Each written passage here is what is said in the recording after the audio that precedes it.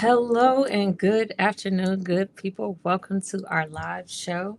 We're here to represent manifesting inclusion, which we'll talk more about in a second. But today's topic is how to foster inclusive residential learning environments, and that's for Res Life here. A lot of times we call that in a US based context, and LLCs are living learning communities.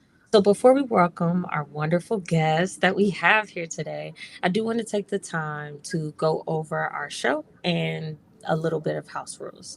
So, this is our welcome to the show moment. Down at the bottom, you will find a couple functions. So, you'll see some clapping hands if you're able to locate those, a heart. Show our panelists some love with those reactions down below. Not only does that make them feel good inside, but it also makes us want to engage with you more on the other side and send you messages and thank you for being a part of what we're doing.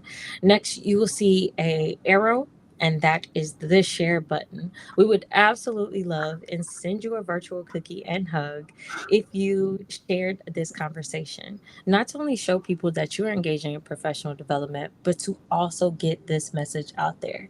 Inclusion is the future. And in order to do that, we need to be a part of more conversations like this.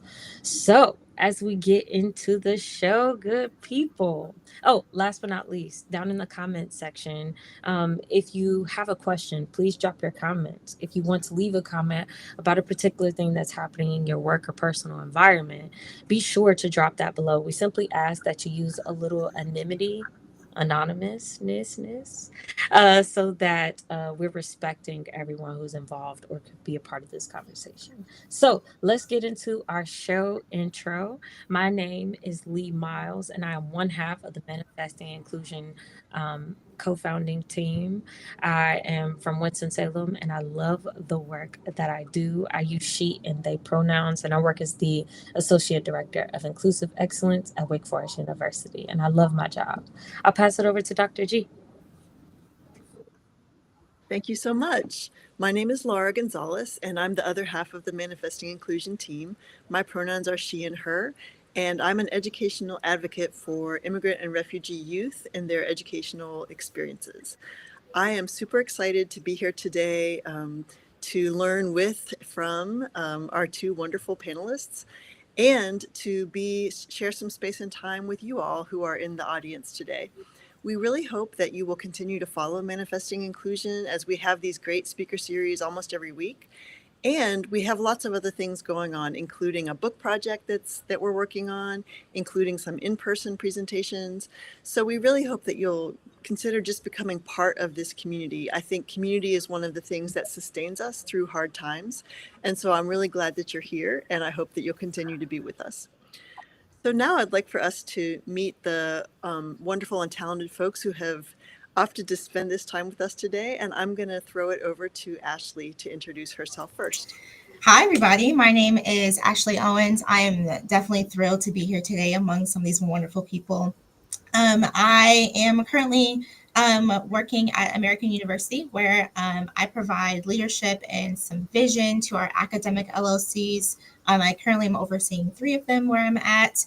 But previously, I have worked in a plethora of different individual institutions on the southeast side. I'm working in residence life and housing. I pride myself on really being an enthusiast on navigating purpose, helping new professionals specifically, understanding what their purpose is within this field and how to navigate understanding who you are and what you're doing and how those things intersect. But additionally, I really am a fan of the people on this call. I worked with Tiffany a couple of times in a different capacity, so I'm really interested and want to pass it over to her to introduce herself as well. Well, good afternoon, good morning to our friends on the Pacific and the far west. Tiffany Bromfield, I use she, her, cis pronouns. I currently serve as the Associate Director for Residence Life and Inclusion here at SUNY Buffalo State. I have had some title changes due to some of our staffing, so I do a whole lot of things here. I've worked in residence life for the last 10 years, particularly focused on diversity, equity, and inclusion and how those, kind of policies, procedures, and development of community plays out in the residential setting as a whole. And in doing that work, I've found myself to be incredibly passionate about what it means to make and create space for all of our students. Because one of the things that is important to me is when we talk about living learning communities, thematic communities, and how we go about developing those spaces. Although all of our spaces are for all of our students, every single space can't be for every single student. So we'll dive into that some more, and I'll continue to kind of engage in this discussion. As the rest of the panelists have said, I'm very, very excited to be here. This is my very first LinkedIn Live, so I think that's really cool that this is like a thing that people can do. So I'm excited to really dive into this conversation with folks today. Perfect. So let's start actually by learning about how it is that you got into the residence life field. I know a lot of people have had experience being in a residence hall as a student, but it takes a special kind of person to want to move into that as their work and leadership. So tell us a little bit more about how you became a residence life professional, and we can start with Ashley. Yes, absolutely. So I have a unique background. I grew up in student affairs, and I think it's very unique that like my dad has worked in the field my entire life. He worked with TRIO programs, and was director of an EOP program in New York for the longest of time. And as I was looking around at all the people around me, I was like, how do I do what they do? And nobody had ever told me, and I didn't really understand what he did either. So as I became interested, I decided to become an RA and actually was waitlisted at the first attempt to become an RA. I was like, dang, they keep slamming the door in my face. How do I get into this field? But as I got in, I really felt like I caught the bug. I immediately knew that student affairs was where I wanted to be as a junior in college, which is also different. So I fell in at first, but then I decided to dive in completely, and went to grad school at University of West Georgia, which honestly I think is a phenomenal place to be and work in student affairs. It really helped me shape my understanding of what it means to be in this field. So as I got into Res Life, I actually told them, please do not put me in any place that makes me work in a residence hall. I want to do all the other things, all the other fun stuff. And then I was chosen to be a residence director and truly could not think of another way to go. So residence life has really helped me understand what I missed as a student, and that support and that involvement I wish I had as a student, to be able to create my own circles and amongst the people I'm living with, and the mentorship that could also be a part of. And I think that's what has framed a lot of the ways that I navigate working in residence life now. So for me, I was a student athlete in college. I ran track and field. I did the heptathlon and the pentathlon. So I was on campus like, I need to find a way to make some money. I did not do residence life in undergrad because I recognized that it was a very large responsibility that I did not have the ability to do, but I did everything else. And my journey started as an orientation leader, and then I became like part of the orientation leadership team. And then I was like, okay, what am I going to do? Like, okay, we're going to go to grad school. And I, like Ashley, was like, do not put me in residence life. Like, I don't want to be near the students. I don't want to be where they live. Put me anywhere else except for where the students are. So then I started in student leadership and engagement, or leadership and service, excuse me. And I was like, this is cool, but it's not really fun.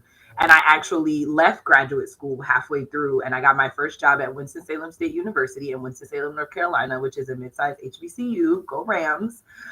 Because the associate director at the time was like, oh, I see you have an internship, so you could do this job, because I was interning at NYU. And that was how I started in residence life. And it's been a whirlwind since. And every time I'm at like a career crossroads, I'm like, okay, I could go into DEI work. I can go into student activities. And I'm just like, I'm not going anywhere anytime soon.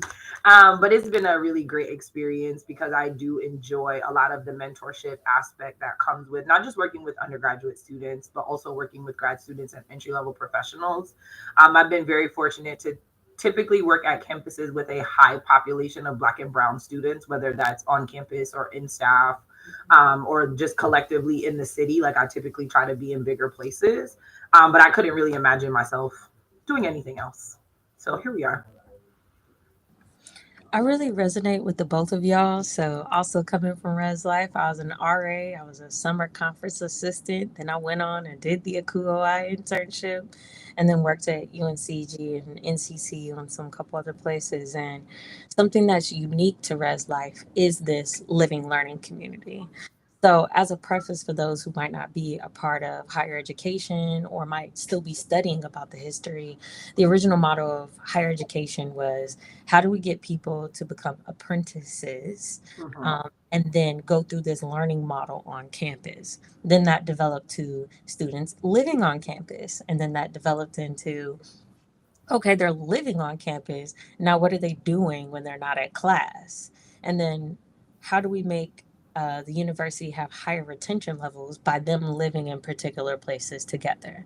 So, a living learning community would be first year learning community, a specialized like ethnic, social, religious group, but then also some highly academic fields like STEM and mathematics or women's interest groups, which are super cool. So, in thinking about that, Tiffany, you alluded to this, but I'm going to pass it over to Ashley. Why LLCs? What makes them successful? And how do you expand inclusion within them? Absolutely. So, as I think through my values as a person, I've noticed throughout my professional career that intentionality is one of the main pillars, really, of my life, both personally and professionally. So, as I thought about the direction I wanted to take my career in, thinking in what aspects of intentionality can I thrive in my professional aspects, and honestly thinking through both curricular development, experiential learning, and those things being married together to create what the foundations of LLCs are, I found to be a perfect avenue for like meet my skill levels. So when it comes to like LLCs, I chose LLCs because of that intentional factor in how we develop an infrastructure, developing our goals, our mission, vision, and values, and then stemming from that base and that foundation into creating an immersive opportunity for our students to take that learning aspect into where they live, to marry that together into the students and the communities and the connections that they're building. And thinking through how we are creating and developing and cultivating an environment where all can feel included, embraced, and celebrated, I think is important to increase that intentionality through being proactive. I think being proactive is another thing that I thrive on, and being able to plan rather than to prepare after the fact once something has gone awry. So being able to understand what belonging looks like and teaching students what belonging looks like to them individually, because collectively we won't be able to determine what belonging looks like unless we are defining that for ourselves. So being proactive in that way of defining what belonging looks like and being able to cultivate that for each other, and also teaching our students that it is a responsibility that not just administration shares.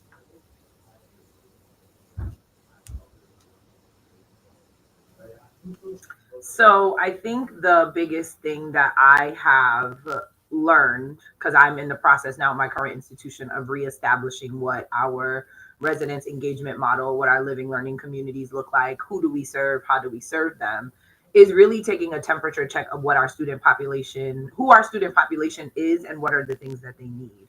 Because I think far too often in developing LLCs, especially in our field, we do a lot of like, oh, what are you doing on this campus? What are you doing on this campus? And then we try to piecemeal this curriculum to kind of fit the collective group, when in the reality of it is the issues that the students might struggle with at SUNY University at Buffalo are going to be very different from the issues that students who are at SUNY Buffalo State and what they're encountering. So I think I will echo Ashley's point specific to the intentionality, because sometimes folks are thinking it's a living learning community, but it's a thematic program, right? Like these are folks who all want to live together because they like health and wellness. This does not have an academic component. Whereas a living learning community is going to take a little more buy-in from faculty, from staff, from the president, from the provost, from the board of trustees. Like there's a lot of pieces of kind of checks and balances in our industry that determine what is the direction, because it needs to also align with the mission, vision, values, and strategic plan of the institution. I do think in developing some of those components, though, it really is about what are the strengths of the team, so the people who are managing these pieces, and then how do we determine based on those strengths what is needed. Because I think far too often we put so much work on the student staff, and they're not the subject matter experts, right? Like, you can give them a stack of papers and say, hey, pass this out, and they will do it great. But you cannot give them a stack of papers and say, put this in order based on date, and think that that's going to go the way that you think it's going to go. Because sometimes, and I say this, I talked to my supervisor today, actually, because we're coming out of that kind of COVID curve. There's a lot of milestones and markers. And I say developmentally, not because they're behind, they just didn't have the chance to like work in team atmospheres or critical think their way out of situations because they were home and alone, or, you know, doing class online. So we're finding, even with the student staff and professional staff, it is an ongoing struggle of having to take an extra 3.5 minutes to explain an entire process because they haven't done it before, or they're just unfamiliar with what the development of something like this looks like. So developing this curriculum has been interesting for me because I haven't done this in pre-COVID. I think was the last time I sat down and was like, okay, we're going to develop something from the baseline bottom, starting from scratch. So that's been interesting. I'm enjoying it, but it's definitely forcing me to grow in ways that I haven't really practiced in a long time. And one follow-up question really quickly for those who might be higher ed adjacent or in the nonprofit space, can you go a little bit more into what LLCs are? I know you could both kind of talk to that, but what do they typically look like at a university, and what are some of the systems? So you mentioned, Tiffany, like an academic component, but what do those pieces look like? So I'll say this just for everyone's kind of understanding. I'm also a doctoral student, so this is kind of up my alley when we talk about the scholar, practitioner, and research. You have some institutions, for example, the Ivy Leagues, where they are in a community. When they move on campus, that is where they live for 4 years. It's not necessarily academic in the way, but they do have kind of like a faculty house mentor and someone who lives in the community amongst them, but it's not specific to major. Then there are other institutions, when they look at living learning communities, they say, okay, this is a criminal justice living learning community. There's a faculty mentor who's a faculty member in the criminal justice program. There's a staff member who's typically like an academic advisor or some other kind of support staff who works within the living learning community. Then there are living learning programs. So that's not that it doesn't have an academic component, but it doesn't lean so heavily academic component. Whereas like LLCs, they're typically in a class or 2 classes or 3 classes. LLP is kind of like, here's this group of classes. You can pick and choose which class. So think more like honors communities or EOP. So education opportunity for TRIO programs, those kinds of things. And then you have thematic communities, which is like, oh, I'm all about health and wellness. Fun fact, I was actually one of the first residents at my undergraduate institution to live on the health and wellness floor. We didn't drink and we didn't smoke and we didn't party. And that was how it was given. So I signed right up. I was like, I'm going to this school and I don't know what's going on, but it's free. So it's for me. But that's an example of a thematic housing situation where they're not necessarily paired together or in classes or things like that. It's more so of a social community space or gathering that shares one theme or kind of topic idea. That was a lot. No, thank you very much. We love the practitioner, scholar, mind meld, and everything that you're both offering us. So speaking of graduate students, we have a question from a graduate student who is part of our Manifesting Inclusion community. And so Festus has asked, how can residential learning environments and LLCs balance the goal of fostering inclusion, but avoid maybe the unintentional ways that there can be like an echo chamber if we have people who are like all of a similar way of thinking or similar major or similar backgrounds, or perhaps even have other people feel like there is exclusion happening there, or that different views or diverse viewpoints are not welcome because we all need to be like STEM, go, STEM is everything. So I guess kind of balancing the inclusion and then the possible drawbacks that can come from having a focused and in some ways like homogenous group of folks living together. So either one of you who wants to respond to Festus's question is welcome. I think it's important to think about like what parameters are you putting around how you plan to engage the students with each other. I think being very, I'm going to say this again, proactive about introducing perspectives maybe outside of the dominant perspectives in the group, and making sure that you're introducing different, just to use the word controversial or diverse topics of conversation, diverse viewpoints, diverse experiences within the communities. So to make sure that there is not a opportunity for that space to be created. But I think it's also easy to do that as well, but making sure that you're putting plans in place so that when those things are coming up, how are you managing those spaces? I think that we can become really reactive at times, especially in residence life, and we have a plan that is being executed and we are not thinking through this could take path A, this could take path B, C. We're waiting for path A, B, C to happen and then figuring out what to do then.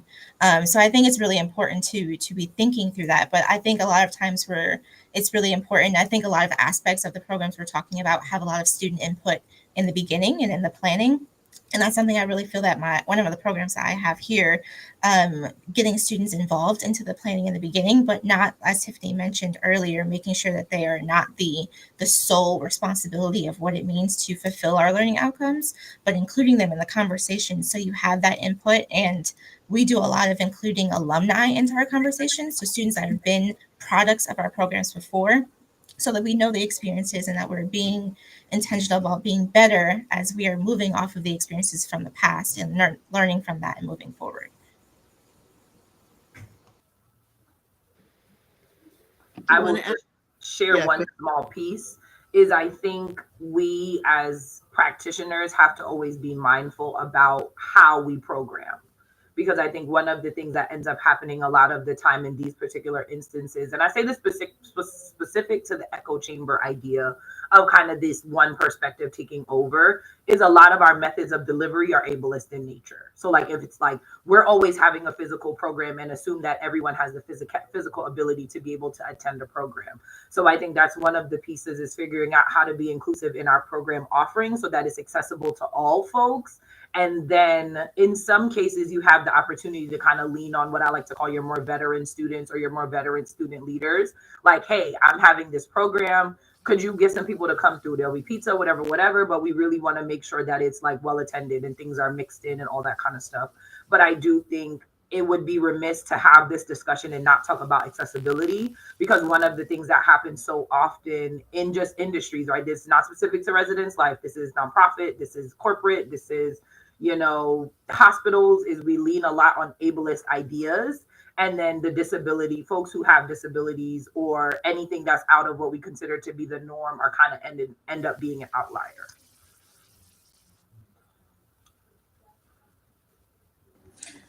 Something that's really interesting when I think about LLCs is this ability to not always include inclusive practices. So I want to take a second and dig into that before we go to our next question. So we know that places like museums have sensory night, right? To where students can come for folks that are on the spectrum like me and have less stimulus. But we don't always think about that in a college environment. So, what are some of those practices that you all know of that actually create more inclusion? So, we mentioned potentially having a virtual program or having name tags. I love that one of the practices I got from this university is braille on a name card, like on your actual contact card that you would have in your office for students. But what are some other practices? And we'll start with Tiffany and go over to Ashley. So I think the biggest one that I currently have to continue to remind my staff to focus on is where our programs are physically placed. So are we in places that have audio visual? If we have audio visual, where are the microphones? Is this a location that only has stairs? Is there a ramp? Is it accessible by elevator? Because my campus, most of our buildings were built in the 60s. So very many of them do not have elevators. So are we doing things on the main floors that students can get to? I am sensitive to light. So are we doing things where all the lights do not have to be on, or if we're doing movies, do we have lower lights or the ability to have low lights in spaces? I also think about time accessibility is another one. Are we doing programs at 9 o'clock? Like the reality, I go to bed at 8. So anything after that, it's done for. But I think those are just some of the general practices right now, given what my institution has the availability and ability to do.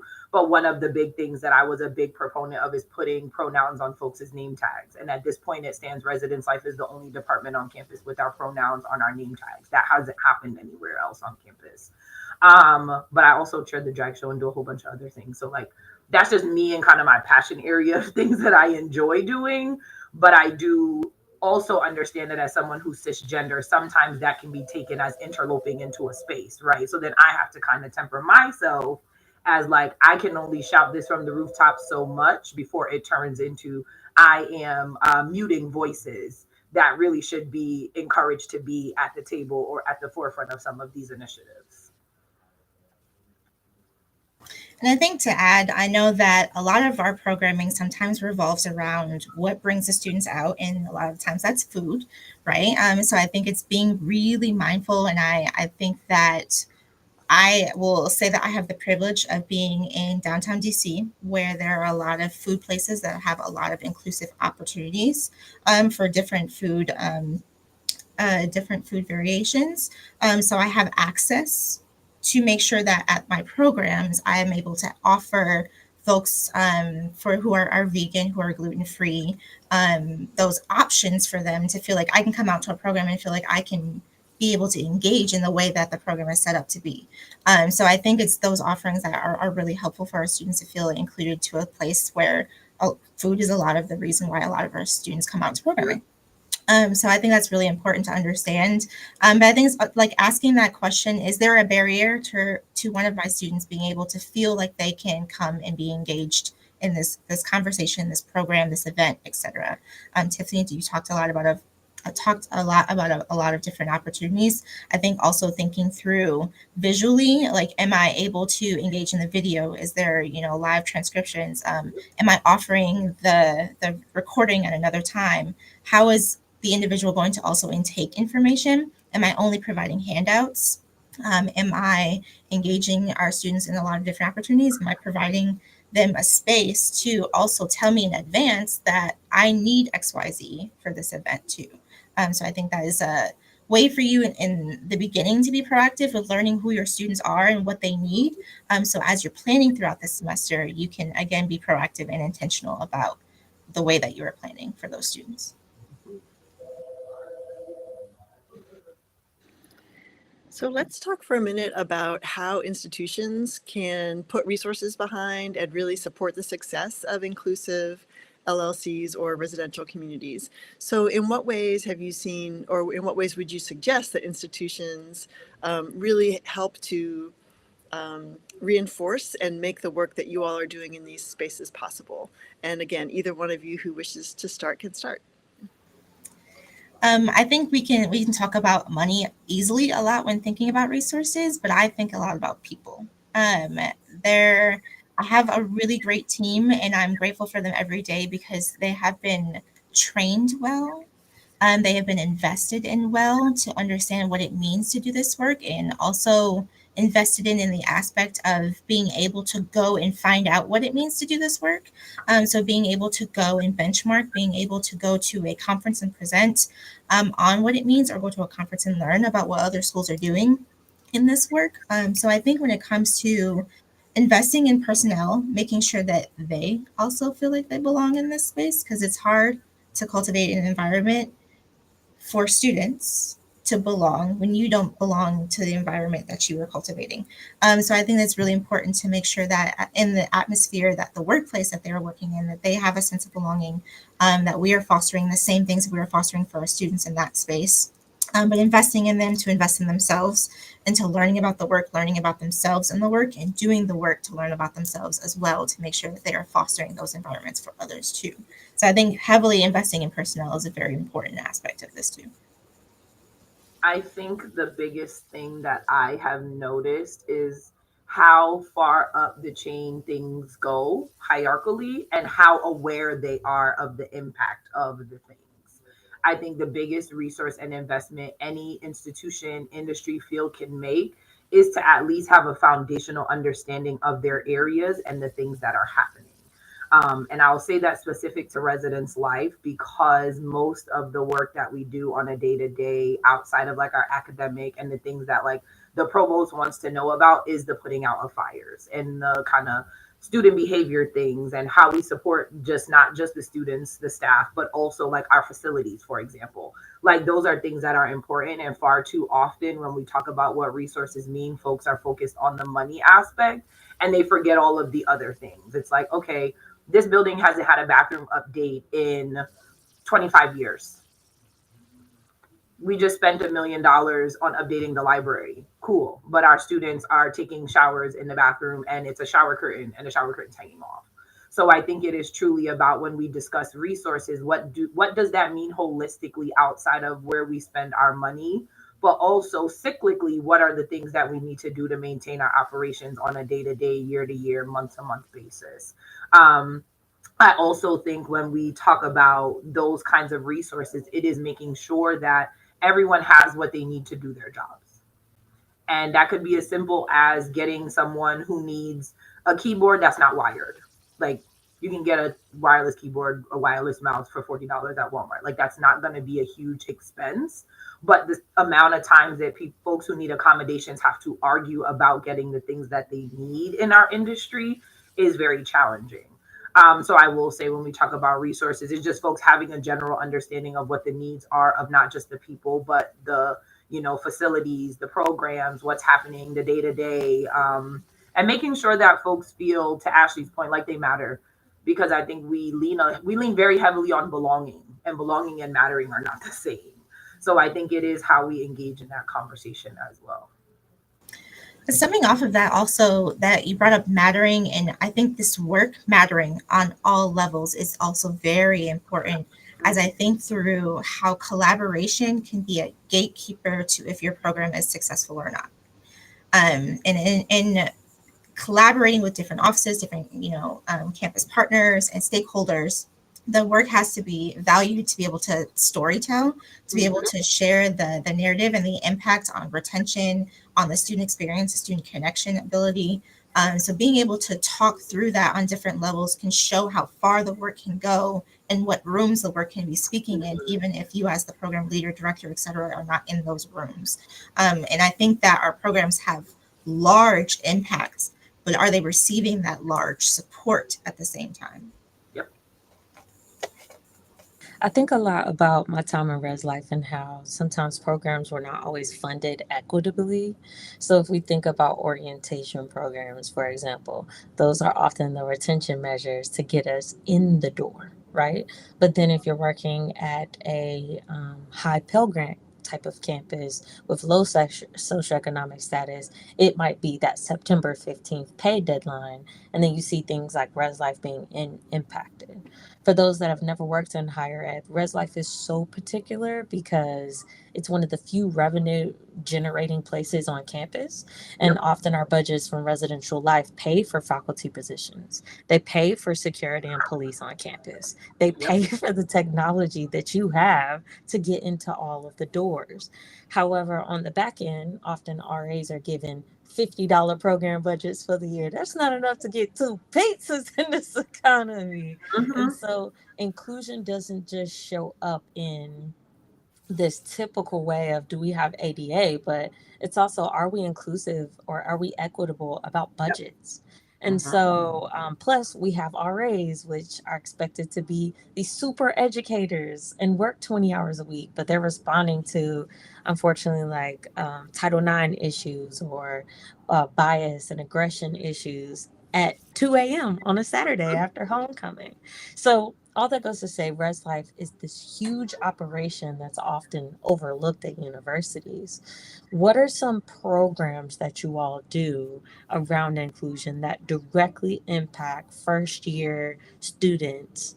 Or on those bigger kind of campus traditions that you think really get to students feeling like they belong and matter? So I've been very fortunate that my position strides this very interesting line where it intersects residence life and inclusion. So most of my, well, not most, like 30%. of my job is specific to programming and how our programs support our residential population. So Buffalo State is 80%. Our 80% of our residential students identify something other than white. We are a very diverse live on campus folks. So it is important to me when talking about these programs. The first step is student staff training. How are we training our staff to have conversations in the residence hall? How do they have an understanding of pronouns and what that means? Because they are not subject matter experts in this. So a lot of it is we got to start from the baseline. Let's talk about ethnicity and race and why they're not the same. Let's talk about accessibility. We also had a huge session last year where we talked about religious equity and why we can't do programs during Ramadan, or if we're going to do programs during Ramadan, we cannot offer food until after sundown. But it really truly is a 360-degree conversation around how we support all of our students, but here are the subsets of students, and these are the things that are very particular to our campus and our students. But when I think about programming, again, I chair the drag show, which was something I took on because I was like, we don't have a drag show here, and then became my project. But I also work with student leadership and engagement to plan all of the cultural months. And working through what some of those look like. Last year, we did a big ofrenda for a Day of the Dead, and it did not go over well with the rest of the institution because folks were just uneducated of what Day of the Dead meant. So then we had to have a whole other like follow-up conversation around Dia de los Muertos and the importance of it in the Hispanic community, and why we're hanging pictures of students who have passed away on campus, because folks started to feel like, well, this is going to bring up trauma for students. And it's like, yes, but also let me explain to you why this is the way that it is. So I think that's kind of the flip side of it, is who does the education for the staff and the faculty who may not understand, because the students we can get in the residence halls, or we can get them in some other programming space where we can have the conversation. A lot of the pushback for me personally in my experience has come from staff and faculty and their lack of understanding around those pieces. But I will say those are probably two of my bigger programs that I've done. And then we did an election watch party last week or the week before. That was, the president came, the vice president of student affairs came. We had about 130 students who came, and we talked about the legislation and the three branches of government and how election works and all of these things. It was a fantastic program, not specifically because it was diverse to anything, right? But it was an opportunity, and to Ashley's point, to collaborate. It was like 8 offices across campus. Like the library was on. I was like, I don't even know why the library is here, but cool. Let's get all the people together. But I do think that's the other part too, is how do you kind of push and pull and pluck other areas to be collaborative with, so that all of the weight doesn't fall on the one person or the 2 people to kind of facilitate this larger scale initiative. So one of the programs that I actually was just talking with my colleague about earlier that typically happens at my institution. Now I will share, I'm in my first year at my institution, but I'm tasked with thinking and reinventing and re-innovating what this program looks like. It's called Creating Real Belonging.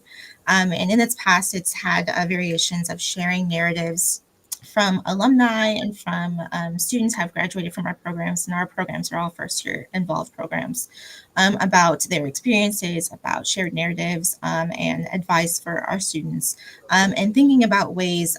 One of the ways I would love to turn our program into is thinking about how we can involve media into the way that we are sharing and storytelling, potentially creating some sort of dialogue around videos about the lives and their shared experiences on campus, and how they have engaged with our campus and how they've engaged with their experiences on our campus. My campus is a PWI in the heart of DC, and a lot of our students are predominantly white, and thinking through how sharing the narratives of those that have gone ahead of them and have been successful, and what those success stories look like. And I think that is honestly one of the reasons why I came here. I did not see many that looked like me, and I wanted to be one, to see one, so that they can see someone who has been, a product of a PWI and has advanced. So I think that storytelling aspect is something I'm looking forward to cultivating for our students, and being able to share that in a mixed media format, and potentially developing into a podcast format for our students to be able to lead themselves as well.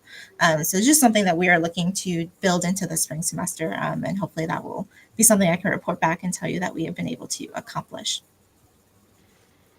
Thank you so much for sharing those examples of innovations in programming and also the way things evolve, that sometimes the first effort needs to be, followed up with additional efforts, or, sometimes we start with something and then watch it grow to, other forms of media or other ways of getting the word out. So those are great examples. I also just want to thank and appreciate the folks in our audience who are listening and commenting right now. So big props to DeMarcus Merritt, who's been our super commenter for today, and has really highlighted issues such as intentionality in the choices that we make in our workspaces, and also, defining some of the differences between types of residential communities, and then thinking about sort of all the way till like what kinds of fonts do we use as we advertise our events. So thanks to DeMarcus for those thoughts. Also appreciate Elizabeth Roberts Ackman for adding a comment of adding into the budget line for staff to purchase items needed to support their needs. So even like a standing desk, if somebody's seated all day and then ends up with kind of sore back. As I get older, I'm familiar with that sore back phenomenon more and more. But thank you for everyone who's been listening, and please do continue to submit some comments. I know we're coming to the last 5 or 10 minutes, but we would still be happy to take your questions or comments. So as we move toward closing then, is there any advice you would give to someone who's looking to foster an inclusive residential learning environment? What are some maybe initial steps you might encourage them to take, or after that beginning stage, like some of the additional steps that you think are important? So I think whoever would like to start. two things come to mind for me. One, I would be remiss if I didn't say go back to your foundation and ensure that diversity, equity, inclusion is infused through your mission, your vision, and your values. It is not something that should be sprinkled on top of the cupcake once you've done baking it. Definitely something you need to be mixing on and all together in the beginning. That's very important. I also think my other thing would be to exemplify that within your staff. If it's not something that, again, is at the foundation of your personnel and your leadership and your supervision and your team building, then it's hard to expect them all of a sudden to be doing that work with their students. So how are you infusing identity into how you are supervising? How are you infusing the belonging and understanding how an individual belongs in their workplace, how students belong as student staff and peer leaders? What training looks like for them and your staff as well. So I think those are some pieces to think through as you are building towards this mission. So Ashley basically took my whole answer. So the only other thing I will add is policy. Because for a lot of our campuses, particularly when working with other areas of, and I say authority, so think like your UPD, your public safety, anyone who's responsible for any kind of de-escalation or supporting students when their behavior is not necessarily up to par. Student conduct is another one. Make sure that when you read through the policies themselves are not exclusive. And I say that because I don't know that there's a way to make policies inclusive, but there are ways to make policies exclusive. So if you're on a campus where you have any policy that is particularly targeting to like marijuana smoke, or I think about like disruptive behavior or suspicious people, like make sure when reading through those policies and things that the language that is there is appropriate. And I say appropriate and not professional. I can go on a whole other rant about professionalism and house rooted in white supremacy and all of those things, but I'm not going to do that today. But I will definitely say make sure reading and combing through your policy so that your policies are not exclusive to folks is probably one of the bigger pieces around just building an inclusive residential community, because a lot of the time student conduct and residential conduct are not the same thing. So we have to make sure that policies are reflective in a way that creates community and learning in our residential spaces. I actually completely forgot to bring up recruitment and access. Who has the ability to get into your programs? Do they have the access? Are there barriers in your application processes? Are there things that you are missing? Are there populations you are missing when you are recruiting students to join the programs that you have? I know a lot of them are based on shared interests or, academic settings, but really thinking through who is the gatekeeper for folks getting in and out of your programs? Are you able to support them once they get in? Yes, we talked a lot about that today, but really thinking through the access and your recruitment methods when it comes to living learning programs and communities. So we're gonna get into some question and answer in a second, but I really want to hone in on one of the answers that you all said. So we had Native American Heritage Month. I'm sorry, y'all, I'm struggling. And so we think about reclaiming spaces. So not just calling it Thanksgiving break, that could really impact students. So in a state of like North Carolina, though that's what the university might officially observe it could be, how could you get creative? So I love saying Happy Turkey Lurkey Day. And you know exactly what I meant. And I said nothing about people. I said nothing about a city. I said nothing about a football team. And so, how are those ways we could be inclusive? We just had Trans Day of Awareness.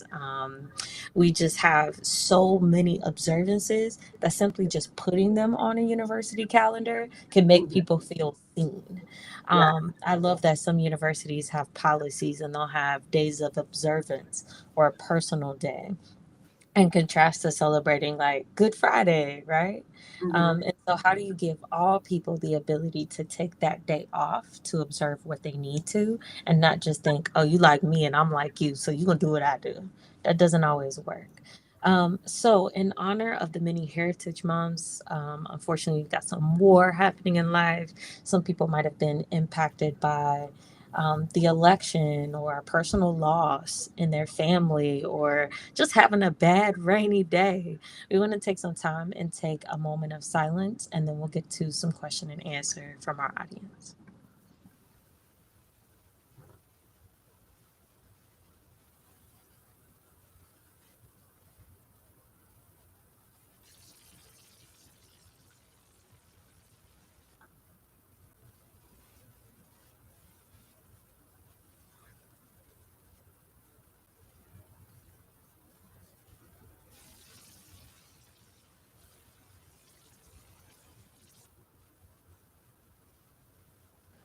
Thank you all so much. So we've got some more questions, but we would love if you have questions, if you just have comments, if you want to share some love from to our guests, please drop us a comment below, and I'll read off a couple. So we had Demarcus say at Elizabeth, so true. If it's not on the institution's calendar and in their checkbook, then chances are there it's not a priority, and we can agree with that. And Demarcus always says it needs to be folded into the building and baking, not sprinkled on top after the cupcake is gone. Actually, Owens, higher ed expert and event planner extraordinaire. We love the love, figuratively and literally, Demarcus. If we have any other comments, we'll give you all a second to answer your questions below. What thoughts do you have, Dr. G? Well, it's funny. So I've just been reflecting back on my bachelor's degree days at a predominantly white institution. And I lived in the women's studies house, partially because I was a transfer student and there was no space for me in the sort of traditional housing. But that space became transformative to me and sort of launched me into a trajectory that has been with me all my life in terms of looking for and lifting up stories that are not always told in our history books, or appreciating and understanding perspectives that we may not always see and hear. Um, I also know that there was a living learning community called the Harlem Renaissance Center on campus that was very often misunderstood by the majority of folks on that PWI. And so I'm really thinking about what you all have shared about helping other people on campus to understand and connect with the purpose of communities so that they are not mistreated, misunderstood, or kind of isolated in the campus spaces. So just took myself on a stroll down memory lane right there. I don't see any new comments as of now. I know Demarcus said extraordinary job, so you all so insightful. Ashley, Tiffany, do you all have any comments in our last couple of minutes that you would like to create just context for anybody new watching or anyone who's interested in res life? So, in the American context, you often have to have a master's degree to work as a professional in a lot of the residence halls, and that is its own form of potential inequity or equity, because Res Life does often give you a place to stay. That is one of its benefits. So, what closing comments do you all have just about inclusion and belonging in the halls or how to make better LLCs? So the comment I have is kind of adjacent to that thought. The biggest piece I will say to anyone on this kind of call who is doing this work or considering potentially engaging in this work is that it is very important for you to take time for yourself. And I don't say that in a self care, like go get my nails done, go get my hair done. I say that in establishing a routine for yourself because this work can become very taxing. And that's just higher ed across the board. That is if you're in orientation or if you're in academic advising or residence life. So really try to prioritize your betterment and what that looks like. Specifically, if you're in residence life, start moving around because it's about to get cold. And all we do is feed these students pizza and popcorn and we eat in snacks all day long. So it is important that you remain active. But when I think about specifically developing residence, living, learning communities, or just community building in general, right? You can't be everything for everyone. So figuring out what intentionality looks like as it aligns with where your institution's mission, vision, and values, and also your vision and values. If you are at a place where you feel like those values no longer align, sadly, this is a buyer's market. There are jobs everywhere. Try to find somewhere else to go that will pour into you just the same way. Because there's too often we have folks who are essentially doing this work that are martyrs because they feel like if I don't do it or if I'm the person that leaves, it won't get done. And a lot of our institutions have been around for over 100 years. They will figure it out. So please do not be a martyr in anything. And as I add, I believe a lot in self illumination. I think it's important to find out what your light is. Take the time, invest in yourself to understand what that means for you early on. So you're not years into your career trying to figure out what lights you up so that you can light up others. And I think that is really important for self and for being able to sustain yourself. And then additionally, thinking about the work of LLCs, I think in the light of manifestation, if you don't see it, make it, but make it intentionally. Make sure you do your homework. Make sure you assess. Make sure you ask the questions. Making sure you figure out what it is your students need. Look at the data, all of that fun stuff, and understanding what retention means for your students, and not the students that you saw at a program at a KUI at another school, but your students on your campus, because it all might not be the same. So that would be what I would add into that. Thank you so much. That's a brilliant place to end. I appreciate those insights and that wisdom from your own work experience, life experience. So thank you both very much. As we close, I just wanted to ask Ashley first and then Tiffany to let us know where can folks find you if they would like to connect with you or have further conversation after this event. So Ashley, where can people connect with you? Absolutely. You can definitely connect with me on Instagram at Charnice33. You can definitely connect with me on LinkedIn. Happy to chat with anyone. My email is aowens@american.edu if you'd like to talk further. I also do a lot of work in helping individuals identify their purpose as a purpose navigator, but also talking through self-illumination. So if you need any guidance, mentorship, happy to provide that as well. Awesome. And Tiffany? So you can find me on LinkedIn. I do tweet about higher ed, so at Tiff Bromfield, but I don't know how long that's going to last given some of the updates in the user agreement for X, that there are some changes legally that I am reading up on to make sure that I'm not engaging in this platform and will end up in Tarrant County Court in Texas. But LinkedIn is probably best and preferred. Like Ashley, I do have a passion for working with entry level and graduate student staff. So if you ever want to just set up a 30-minute call to an hour to kind of discuss the job search and what that looks like, the placement exchange is a great resource. Everything is free to you there, but sometimes folks really want a one-to-one connection. So I'm always available to talk to folks as they navigate these higher ed streets. Because one of the things that is very important to me is to continue to give support to our entry level and grad level staff, because you all become the leaders that are full-time professionals. And if many of you don't know right now, folks are still dealing with kind of the aftermath of COVID and a lot of folks leaving the field. So I've kind of taken on this charge, I guess, to do everything I can to make sure that professional staff are being retained at higher numbers, because it is important to the betterment of our field and our students that folks continue to be passionate about this work, whatever that looks like. And that's not specific to residence life. So hit me up on LinkedIn, find me on X, and we can connect. This was such a beautiful conversation. So, Tiffany, Ashley, I know that I've known you all and Dr. G with close to 10 years now, y'all. So, it's just great to always be in community and chat. Thank you so much, Tiffany. Thank you so much, Ashley. Remember to hang on at the end. But if you would like to know more, please send us an email at manifestinginclusion@gmail.com or visit our page on LinkedIn. We are here to build free community. That's community where we all have equitable access to resources. And that's free because free is free for everybody. As Ashley said, if it's free, it's for me. um, and so thank you so much for joining us today, and we'll see you all again soon.